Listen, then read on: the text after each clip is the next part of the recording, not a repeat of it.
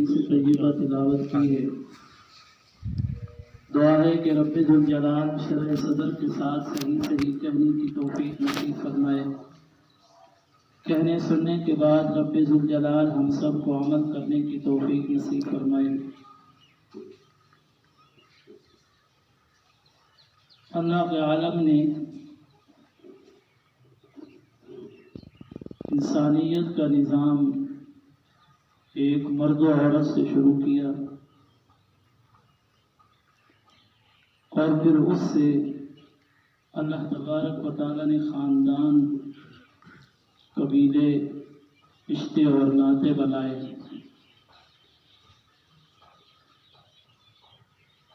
اللہ تبارک و تعالیٰ ارشاد فرماتے ہیں یا ایھا الناس انا خلقناکم من ذکر و انثی وجعلناکم شعوبا وقبائل لتعارفوا، کہ ہم نے انسانیت کو جو پیدا کیا ایک مرد اور ایک عورت سے، پھر اس سے آگے خاندان اور قبیلے بنائے تاکہ تمہارا آپس کے اندر تعارف ہو سکے۔ اور پھر اللہ تبارک و تعالیٰ اس بات کو بھی بیان کرتے ہیں، اس میں سے بعض خاندان، بعض قبیلے، بعض رشتے تمہارے سسرالی بنائے اور بعض تمہارے رشتے نسبی بنا دیے۔ اور اللہ ایک مقام پر ارشاد فرماتے ہیں کہ لوگوں تم اللہ تبارک و تعالیٰ سے اس بارے کے اندر ڈرتے رہو کہ جو تمہارے آپس کے اندر ہم نے رشتے بنائے ہیں، جو ہم نے آپس کے اندر تمہارے قبیلے اور خاندان تعارف کے لیے بنائے ہیں، ان کے آپس کے اندر حقوق کی ادائیگی کے اندر رب سے ڈرتے رہو۔ اور یہ جو نظام اللہ تبارک و تعالیٰ نے چلایا ہے، یہ نظام اللہ نے ایک مرد اور ایک عورت سے یعنی میاں اور بیوی سے چلایا ہے، شوہر اور اس کی بیوی سے اس نظام کو آگے چلایا ہے، جسے نسل انسانیت کہا جاتا ہے۔ اللہ تبارک و تعالیٰ نے اس نظام کو چلانے کے لیے، جوڑنے کے لیے خلاق عالم نے ایک چیز کو اس کی بنیاد رکھا ہے اور وہ ہے نکاح۔ کہ جب نکاح ایک مرد اور ایک عورت کے درمیان ہو جاتا ہے تو وہ جو مرد اس کے لیے عورت کے لیے حرام اور وہ جو عورت مرد کے لیے حرام تھی، اللہ تبارک و تعالیٰ ان دونوں کو ایک دوسرے کے لیے حلال کر دیتے ہیں۔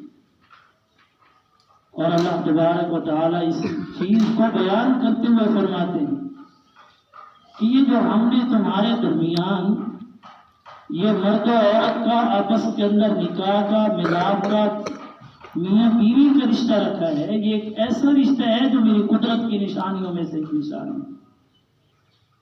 اور پھر اس سے ہم نے تم کو سکون بخشا ہے اور اس سے ہم نے تم کو رحمت اور محبت بخشی ہے۔ اور یہ نشانیاں ان لوگوں کے لیے ہے کہ جو میری قدرت کی نشانیوں میں غور و فکر کرتے ہیں۔ جو غور و فکر نہیں کرتے، اللہ کہتے ہیں یہ ان کے لیے نشانیاں نہیں ہیں، یہ نشانیاں ان کے لیے ہیں کہ جو میری قدرت کے اندر غور و فکر کرتے ہیں کہ ہم نے اپنی قدرت سے ان دونوں کو ایک دوسرے کے لیے محبت اور رحمت اور سکون کا ذریعہ بنا دیا۔ لیکن یہ اس کی بنیاد اللہ اور اللہ اس کے رسول نے نکاح کو رکھا ہے۔ اللہ قرآن کریم کے اندر نکاح کی اہمیت کو بیان کرتے ہوئے فرماتے ہیں وَأَنكِحُوا الْأَيَامَ مِنكُمْ وَالصَّالِحِينَ مِنْ عِبَادِكُمْ وَإِمَائِكُمْ إِنْ يَكُونُوا فُقَرَاءَ يُغْنِهِمُ اللَّهُ، کہ تم نکاح کرو جب تمہارے بچے اور بچیاں جوان ہو جائیں تو تم ان کا نکاح کرو، اور اگر تمہاری بانیاں ہیں، تمہارے غلام ہیں، نیک ہیں، ان کا بھی آپس کے اندر نکاح کر دو۔ اس چیز سے نہ ڈرو کہ اگر ہم نے نکاح کر دیا یہ کھائیں گے کہاں سے، یہ پئیں گے کہاں سے، ان کی رہائش کہاں سے ملے گی، ان کو کھانے پینے کے اندر تنگی ہو جائے گی، پہلے ایک کھاتا ہے اب 2 کھائیں گے، پھر 4 کھائیں گے، پھر 10 کھائیں گے کہاں سے۔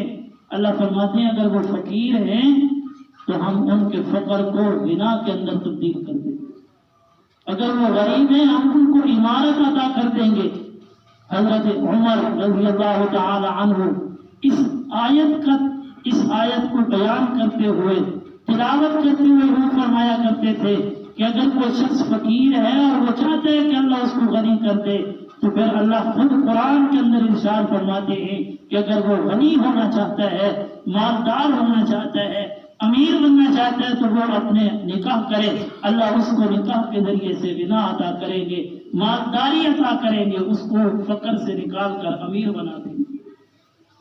حضور نبی کریم صلی اللہ علیہ وسلم نے چند چیزیں ایسی بتلائی ہیں جن چیزوں سے انسان فقر سے نکل کر مالداری کے اندر آ جاتا ہے۔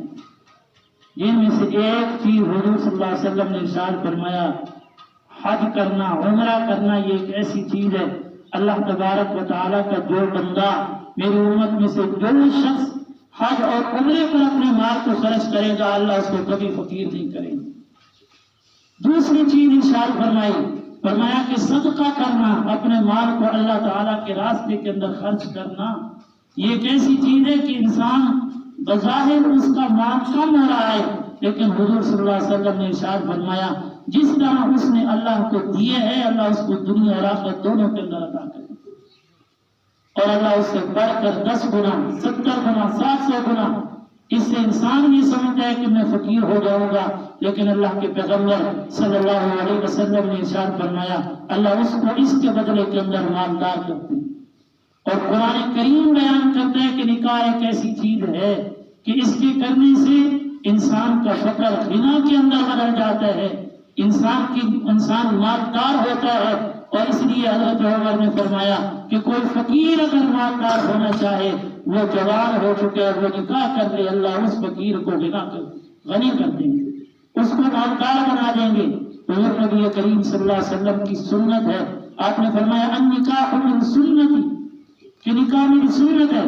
سیدنا حضرت انس بن مالک رضی اللہ تعالیٰ عنہ فرماتے ہیں ازواج مطہرات میں سے ایک زوجہ کے پاس 3 صحابی تشریف لائے، انہوں نے اعتراض کیا کہ اے حضور صلی اللہ علیہ وسلم کی حرم محترمہ ہمیں بتلائیے، آپ صلی اللہ علیہ وسلم جب رات کو گھر تشریف لے آتے ہیں تو رات کے وقت آپ کی عبادات کس انداز میں ہوتی ہیں، آپ کتنی عبادت کرتے ہیں؟ سیدہ حضرت عائشہ سلام اللہ علیہا نے فرمایا کہ اے پیغمبر کے صحابہ، حضور صلی اللہ علیہ وسلم جب رات کو اپنے حرم کے اندر تشریف لاتے ہیں، گھر کے اندر تشریف لے آتے ہیں، حجرے کے اندر پہنچ جاتے ہیں، آپ کا معمول یہ ہے آپ تھوڑی دیر بات چیت کے اندر گزارتے ہیں، اس کے بعد وضو کرتے ہیں، مسواک کرتے ہیں، آرام کرتے ہیں۔ رات کے آخری پہر کے اندر حضور علیہ الصلوۃ والسلام اس دوران کے اندر آپ رات کو آرام بھی کرتے ہیں، اپنی ازواج کا حقوق بھی ادا کرتے ہیں۔ رات کے آخری پہر کے اندر حضور علیہ الصلوۃ والسلام اٹھتے ہیں اور اٹھ کر وضو کرتے ہیں، وضو کرنے کے بعد پھر نماز کے اندر مشغول ہو جاتے ہیں اور اللہ تبارک و تعالیٰ سے ہم کلام ہوتے ہیں۔ اب صحابہ نے جب سنا، ان کی توقع آپ کے خلاف جواب تھا، ان کے ذہنوں کے اندر بات یہ تھی حضور علیہ الصلوۃ والسلام رات کو گھر جاتے ہوں گے، جیسے ہی گھر جاتے ہوں گے فوراً مصلی پہ کھڑے ہو جاتے ہوں گے، رات کے پہلے حصے سے لے کر رات کے آخری حصے تک حضور علیہ الصلوۃ والسلام کا یا قیام رہتا ہوگا یا رکوع رہتا ہوگا یا سجدے اور دعاؤں کے اندر آپ کا وقت گزرتا ہوگا۔ آپ علیہ الصلوۃ والسلام اللہ کے پیغمبر ہے، نماز آپ کی آنکھوں کی ٹھنڈک ہے، حضور صلی اللہ علیہ وسلم عبادات کے اندر آپ کا جتنا آپ کا جی خوش ہوتا ہے اتنا کسی اور چیز کے اندر نہیں خوش ہوتا، تو یقیناً آپ علیہ الصلوۃ والسلام کی رات مصلی پر گزرتی ہوگی۔ اب ان میں سے ایک نے کہا کہ حضور تو پھر حضور ہیں، اللہ کے پیغمبر ہیں، اللہ کے نبی ہیں، اللہ نے اپنے پیغمبر، اللہ نے اپنے نبی کے بارے کے اندر تو یہ اعلان کر دیا کہ ہم نے اس کے اگلے گناہ بھی معاف کر دیے، پچھلے گناہ بھی معاف کر دیے، اب وہ رب کو راضی کرے رات کو اٹھ کر تب بھی اس کی مرضی، اگر نہ کرے تب بھی اس کی مرضی، وہ تو اللہ کے نبی۔ لیکن ان میں سے ایک نے کہا میں تو آئندہ کے بعد ہمیشہ ہر رات کو ساری رات عبادت کروں گا، ایک نے کہا کہ میں ہمیشہ روزہ رکھوں گا، ایک نے کہا کہ میں تو کبھی نکاح ہی نہیں کروں گا۔ حضور صلی اللہ علیہ وسلم تشریف لائے، آپ کو علم ہوا کہ فلاں فلاں صحابی مجھے کے پاس تشریف لائے تھے، حضرت عائشہ سلام اللہ میری بیوی سے ان کے سوالات اور جوابات ہوئے ہیں، آپ علیہ الصلوۃ والسلام نے تینوں کو بلوایا، فرمایا کہ میرے پیغمبر، آپ نے فرمایا کہ میرے صحابہ یاد رکھو تم میں سے سب سے زیادہ تقوی رکھنے والا، خشیت رکھنے والا، اللہ سے ڈرنے والا میں ہوں، لیکن اس کے باوجود میں رات کو آرام بھی کرتا ہوں، اس کے باوجود میں روزہ رکھتا بھی ہوں، افطار بھی کرتا ہوں، اس کے باوجود میں رات کو سوتا بھی ہوں، اور اس کے باوجود میں نے نکاح بھی کی۔ حضور صلی اللہ علیہ وسلم نے پھر ارشاد فرمایا کہ جو شخص اس سے اگلا جملہ، بخاری شریف کی روایت ہے، آپ نے اگلا جملہ ارشاد فرمایا جس انسان نے میرے طریقے سے روزگاری اختیار کر دی تو وہ مجھ میں سے نہیں ہے، میری امت میں سے نہیں ہے۔ حضور صلی اللہ علیہ وسلم نے گویا کہ بتلا دیا نکاح میری سنت ہے، اور جو اس سے اجتناب کرتا ہے اور اس سے پیچھے ہٹتا ہے وہ گویا کہ میری امت میں سے نہیں ہے، اس کو اور میرا اس کے ساتھ کوئی تعلق نہیں ہے۔ حضور صلی اللہ علیہ وسلم عبد الرحمن بن عوف رضی اللہ تعالیٰ عنہ فرماتے ہیں حضور نبی کریم صلی اللہ علیہ وسلم نے ارشاد فرمایا 4 سنتیں، 4 طریقے، 4 چیزیں ایسی ہیں جو اللہ کے نبیوں کے درمیان مشترک ہیں۔ اللہ نے کن ایک انبیاء کو وہ چیزیں عطا کی ہیں، ان میں سے پہلی چیز حیا ہے، حیا اللہ نے ہر نبی کو عطا کی ہے۔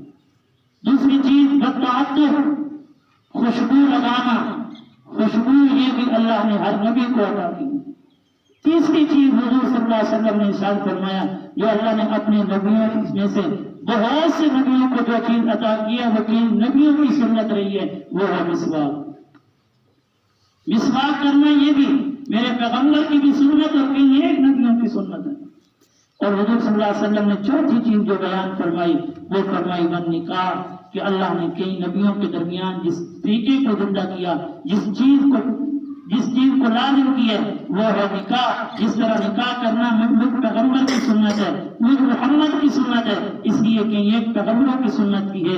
اللہ نے قرآن کریم کے اندر بیان کیا ہم نے کئی ایک رسولوں کو دنیا کے اندر بھیجا جن کو ہم نے ازواج بھی عطا کی ہیں، ان کو ذریات و اولاد بھی عطا کی، لیکن نکاح کرنا یاد رکھیے یہ عبادت ہے۔ کیوں؟ اس لیے کہ یہ اللہ کا حکم ہے اور مصطفیٰ نے اس کو کیا ہے۔ عبادت کہتے ہیں اسے کہ جس کو اللہ نے حکم دیا ہو اور مصطفیٰ صلی اللہ علیہ وسلم نے اس کو کیا ہو، اور اللہ کا حکم کو پیغمبر کے طریقے پر کرنا ہی عبادت ہے۔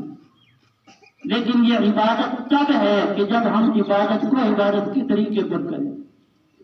اگر عبادت کو عبادت کے طریقے پر نہ کریں پھر وہ عبادت نہیں رہتی، پھر وہ محض رسم و رواج رہ جاتے ہیں۔ حضور صلی اللہ علیہ وسلم نے اپنے صحابی حضرت علی رضی اللہ تعالیٰ عنہ سے فرمایا کہ علی جب نماز کا وقت ہو جائے اس کے اندر کبھی تاخیر نہ کرنا، نماز کا وقت ہو جائے فوراً نماز پڑھو، نماز کے اندر کبھی تاخیر نہ کرنا۔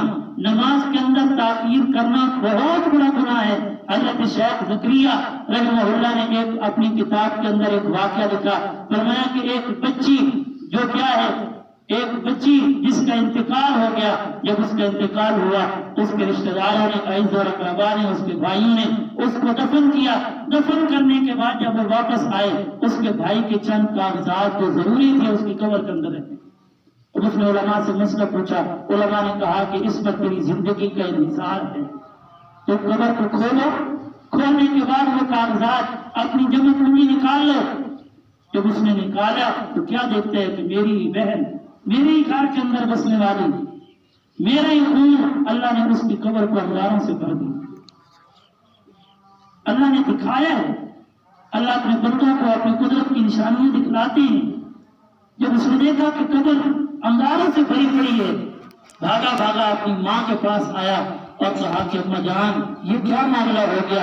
حالانکہ میں نے اس کو کئی بار دیکھا ہے وہ مصلی پہ کھڑی ہوتی تھی، نماز پڑھتی تھی، کئی بار دیکھا ہے قرآن کریم کی تلاوت کرتی تھی، کئی بار دیکھا ہے وہ آپ کے ساتھ حسن سلوک کرتی تھی، آپ کے حقوق ادا کرتی تھی۔ جب میں گھر کے اندر آتا اور مجھے پیار و محبت اور شفقت سے پکارتی تھی، میں نے اس کو کبھی کسی نافرمانی کے اندر مبتلا نہیں دیکھا۔ ماں کی چیخیں نکل گئی، کہا کہ بیٹا اور تو اس کی کوئی نافرمانی نہیں تھی سوائے اس کے کہ وہ نماز کو پڑھتی اپنے وقت سے ٹال کے پڑھتی۔ تاخیر کر کے پڑھتی. اس لیے حضور صلی اللہ علیہ وسلم نے ارشاد فرمایا جب نماز کا یہ تو ہے نماز کے اندر تاخیر کرنے کا جو تاخیر کر دی، اگر خدا نہ خواستہ ہمیں نماز پڑھنے کی توفیق ہی نہ ہوئی تو اس کا کیا بنے گا؟ ہم نے ایک نہیں کل ایک نمازوں کو جان بوجھ کر چھوڑتے چلے گئے تو پھر اس کا ماجرا اللہ تعالیٰ کے ہاں پتہ نہیں کیا ہوگا. اللہ ہمیں ہر وقت 5 وقت کا نمازی بنائے. حضور صلی اللہ علیہ وسلم نے ارشاد فرمایا کہ جب کیا ہے نماز کا وقت ہو جائے اس کے اندر تاخیر نہ کرو. دوسری چیز ارشاد فرمائی کہ جب کیا ہے تمہاری بیٹی یا تمہاری اولاد جوان ہو جائے اس کے نکاح کے اندر تاخیر نہ کرو. تیسری چیز فرمائی نماز جنازہ اگر حاضر کر دیا جائے تو اس کے اندر تاخیر نہ کرو. بڑی معذرت کے ساتھ ایک بات عرض کرنے لگا ہوں، آج ہم نماز جنازہ کے اندر بھی 3 دن کی تاخیر کرتے ہیں. حضور صلی اللہ علیہ وسلم جہاد پر تشریف لے گئے. سیدہ حضور صلی اللہ علیہ وسلم کی بیٹی سیدہ حضرت رقیہ رضی اللہ تعالی عنہا مدینے کے اندر بیمار ہیں. حضور صلی اللہ علیہ وسلم نے حضرت عثمان سے فرمایا کہ عثمان تم مدینے کے اندر رہو، میری بیٹی کی تیمارداری کرنا، اس کی خدمت کرنا. اللہ تبارک و تعالیٰ میدان جہاد کے اندر جانے والے ایک صحابی کو جتنا ثواب اس کے نام اعمال کے اندر لکھیں گے، اللہ تبارک و تعالیٰ عثمان تیرے نام اعمال کے اندر اتنا ہی ثواب میری بیٹی کی خدمت پر لکھا جائے گا. حضرت عثمان حضور صلی اللہ علیہ وسلم کی صاحبزادی اپنی بیوی اپنی زوجہ حضرت رقیہ کی خدمت کے اندر لگ گئے. آپ صلی اللہ علیہ وسلم غزوے سے واپس آ رہے ہیں، راستے کے اندر ہیں، تھوڑی دیر کے بعد مدینہ پہنچ جانا ہے. حضرت عثمان رضی اللہ تعالیٰ عنہ کی بیوی پیغمبر کی صاحبزادی پیغمبر کی بیٹی حضرت فاطمہ کا انتقال ہو گیا. حضور صلی اللہ علیہ وسلم کی بیٹی کا انتقال ہوا. حضرت عثمان کو اطلاع مل چکی کہ حضور صلی اللہ علیہ وسلم واپس تشریف لا رہے ہیں. حضور علیہ السلام کو اطلاع مل چکی کہ میری بیٹی میرے دل کا ٹکڑا میرے جگر گوشہ حضرت رقیہ دنیا سے انتقال کر گئی ہیں. حضور صلی اللہ علیہ وسلم نے اپنی سواری کو تیز کیا، گھر تشریف نہیں لے گئے، جنت البقیع کے اندر تشریف لائے. حضور علیہ السلام نے حضرت عثمان کو دیکھا کہ آپ اس کی قبر کو بنا چکے تھے، مٹی ڈال چکے تھے. حضور نے یہ نہیں فرمایا کہ عثمان آپ نے میرا انتظار کیوں نہیں کیا، فرمایا میرا انتظار کیوں نہیں کیا، یہ نہیں فرمایا. فرمایا کہ عثمان یہی کرنا چاہیے تھا جو تو نے کر دیا. کیا معلوم ہوا کہ جب جنازہ آ جائے تو اس کے اندر تاخیر نہیں کرنی چاہیے. ہم ان کے لیے تاخیر کرتے ہیں جو سالوں سال اپنے باپ کو بلانے کے لیے راضی ہیں، سال ہر سال اپنی والدہ کے گھر میں جانے کے لیے تیار تھے.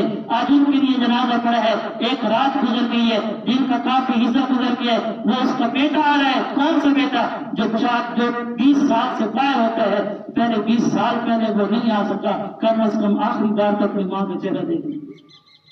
حضور صلی اللہ علیہ وسلم نے حضرت علی کو فرمایا جب نماز جنازہ آ جائے اس کے اندر تاخیر نہ کرنا. اور تیسری چیز فرمایا کہ آپ نے جب اولاد جوان ہو جائے فوراً نکاح کر دو. حضرت حاتم بن حزم رضی اللہ تعالیٰ عنہ فرماتے ہیں حضور صلی اللہ علیہ وسلم نے ارشاد فرمایا کہ اگر تم نکاح نہیں کرو گے اپنی اولادوں کی اور اس چیز کے اندر رہو گے کہ ہماری فلاں خواہش بھی پوری ہو فلاں خواہش بھی پوری ہو تو پھر یاد رکھنا اللہ دنیا کے اندر فتنوں کو پیدا کرے اور ایسے فتنے آئیں گے. حضور علیہ السلام نے ارشاد فرمایا ایسے فتنے آئیں گے جن فتنوں کو تم آنکھوں سے دیکھ نہیں سکو گے، کانوں سے سن نہیں سکو گے. حضور علیہ السلام نے فرمایا جب کسی کا دین کسی کا اخلاق اچھا لگے فوراً نکاح کر دو، اس کو نہ دیکھو کہ اس کے اندر کیا ہے. صحابہ نے عرض کیا یا رسول اللہ صلی اللہ علیہ وسلم اگر کوئی اور گزر ہو، فرمایا جب دین اور اخلاق اچھا لگے فوراً نکاح کر دو. صحابہ نے عرض کیا یا رسول اللہ اگر کوئی اور گزر ہو، فرمایا کہ جب دین اور اخلاق اس کا پسند آ جائے فوراً نکاح کر دو. حضور علیہ السلام نے 3 مرتبہ یہ جملہ ارشاد فرمایا. صحابہ نے 3 مرتبہ دہرایا صرف امت کے لیے، مگر نہ صحابہ کی زندگی کیا تھی. حضور صلی اللہ علیہ وسلم کے صحابی حبشی غلام ہیں، آپ کی بدصورتی کی مثال قائم ہو چکی مدینے کے اندر. وہ صحابی رسول حضور کی خدمت کے اندر تشریف لائے اور عرض کیا یا رسول اللہ صلی اللہ علیہ وسلم کیا جنت کے اندر بدصورت کالے رنگ والے جائیں گے؟ بدصورت اور کالے رنگ والے بھی جنت کے اندر جائیں گے؟ حضور صلی اللہ علیہ وسلم نے مسکرا دیا اور فرمایا کیوں، کیا بات ہے؟ فرمایا یا رسول اللہ صلی اللہ علیہ وسلم مدینہ کے ہاتھ دبانے کی دستک دے چکا ہے، کوئی اپنی بیٹی دینے کے لیے تیار نہیں، ان کا ایک ہی کہنا ہے کہ تیری شکل اچھی نہیں ہے، تیرا رنگ اچھا نہیں ہے۔ حضور صلی اللہ علیہ وسلم نے ارشاد فرمایا جاؤ فلاں قبیلے کے فلاں سردار کو میرا پیغام دو کہ اپنی بیٹی کا نکاح میرے ساتھ کر دو۔ حضور صلی اللہ علیہ وسلم کے وہ حبشی صحابی حضور کی خدمت سے اٹھے، اس صحابی سردار کے پاس پہنچے، دروازہ کھٹکھٹایا، اندر سے سردار باہر آیا، کہا حضور کا پیغام ہے کہ اپنی بیٹی کا نکاح میرے ساتھ کر دو۔ تو اس نے کہا کہ شکل تو صورت تو اچھی نہیں ہے، رنگ بھی اچھا نہیں ہے، کیسے بیٹی کا نکاح کر دوں؟ بیٹی نے سن لیا، وہ بھی میرے پیغمبر علیہ الصلوۃ والسلام کی مجلس میں بیٹھنے والی تھی، اس نے کہا ہم نے شکل کو نہیں دیکھنا، رنگ کو نہیں دیکھنا، پیغمبر علیہ السلام کا پیغام آ گیا، میں نکاح کے لیے تیار ہوں۔